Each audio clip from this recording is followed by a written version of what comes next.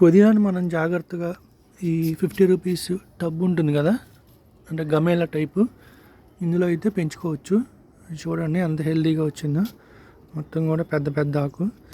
ఈ కొమ్మలన్నీ కూడా జస్ట్ ఎప్పుడైనా అంటే అంతకుముందు పుదీనా తెచ్చుకున్నప్పుడు ఆ కొమ్మలన్నింటినీ జాగ్రత్త చేసి ఇలా వేర్లు వచ్చిన తర్వాత నాటుకోవడం జరిగింది. సో ఇది ఒక టబ్బులో ఉన్న పుదీనా. అలాగే ఇది ఒకసారి హార్వెస్ట్ చేసేసాము, చేసిన తర్వాత ఇలా ఉంది. నెక్స్ట్ ఇక్కడ ఒక చిన్న కుండీలో అయితే పెట్టుకున్నా. ఇదిగోండి ఈ చిన్న కుండీ కనబడుతుంది కదా, ఇక్కడ పెట్టుకున్నాను.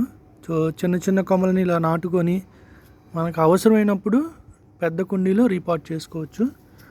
నెక్స్ట్ ఇక్కడ ఒకటి, ఇది ఒకసారి అంటే ఇది ఆల్రెడీ 3-4 కటింగ్స్ అయిపోయినా కానీ వానలకి ఇలా గ్రో అవుతుంది. సో పుదీనా అనేది చాలా ఈజీగా పెంచుకోవచ్చు మనం గార్డెన్లో, చిన్న చిన్న కుండీల్లో కూడా. సో ఇదిగోండి ఇదే పుదీనా ఎంత హెల్తీగా ఉందో చూడండి.